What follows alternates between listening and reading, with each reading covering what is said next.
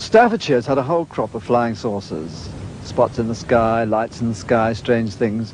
But the strangest of all was seen one day over this cottage. Mr. and Mrs. Roestenberg were living there, quietly, out in the country.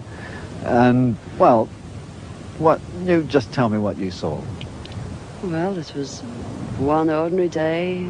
I was waiting for my husband to come home from work, and my two sons went to Staffordshire to school, and I was getting changed, and I heard this terrific noise. It was just like a giant cauldron of water being poured onto a fire, a shh sort of noise, you know.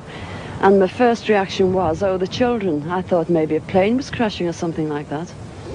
And I slipped my jumper on and went outside to find my two sons lying flat on the ground in the garden in front of the house, shouting, "Mummy, Mummy, there's a flying saucer." Well, naturally, I just said, "Come on, don't be stupid. Come in the house." But felt sort of a strange sensation. Wended my way up the side of the house to where we had a pump where we used to get all our water from, and automatically looked up to see this, all I can describe, this huge Mexican hat.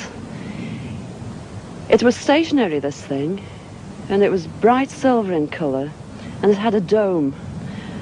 It was tilted to sort of, I could see the occupants in it. You saw people in it? I saw people in it. There were two people in there. These people were beautiful people. That's the only way I can describe them. They had long golden hair, like a page boy bob, just like the old kings. You used to see photographs of the old kings. And the colour of their hair was golden. Now, I was really... What were they dressed in? They had a sort of a polo neck jumper affair, like a ski top suit, in pale blue. Now, these people weren't sat behind, one behind the other. They were sat together, but this, whatever it was tilted so that I could see them and they could see me. Were you looking at them through windows, through portholes, or what? No, not portholes. It was just sort of like a cockpit, I suppose, that had this perspex or glass or whatever it was. They could see me anyway, and I could see them. And they had beautiful faces. I shall never forget their faces as long as I live.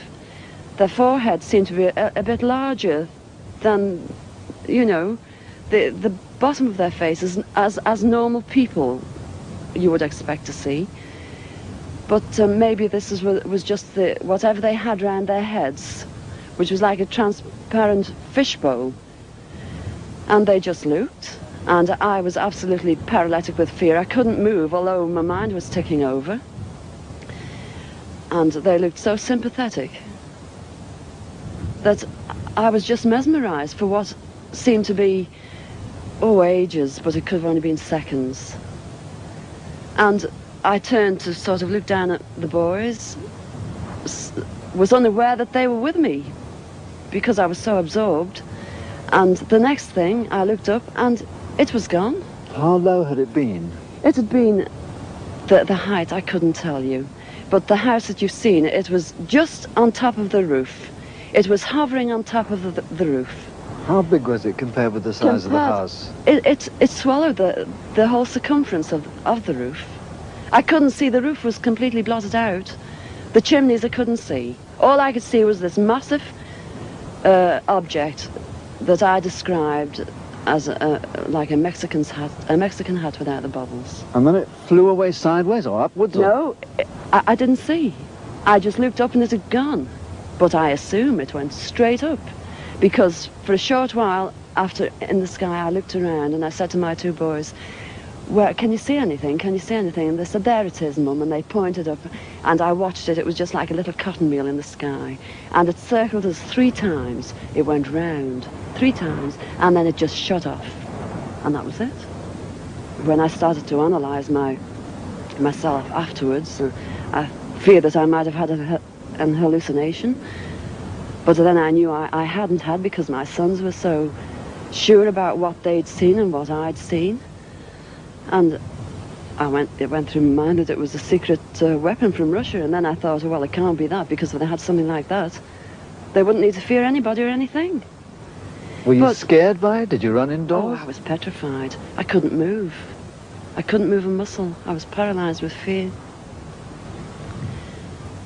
But now I wouldn't be. Because now, when I look back, you know, I think, what an amazing thing to have happened, and for me to have seen it. And when your husband came home, where were you? Well, when my husband came home from the office, I was locked in the house with my children, under a big kitchen table that we were using. Under the table? Under the table, yes. It's funny now when I look back, you know, it sounds absolutely ridiculous, but this is the truth. This happened. And that's it. We were ridiculed. It was very embarrassing at the time, and people, they possibly thought, oh, she's a nutter. But, you know, who cares? This is something that's happened to me, and I'm a practically minded person, and that's it.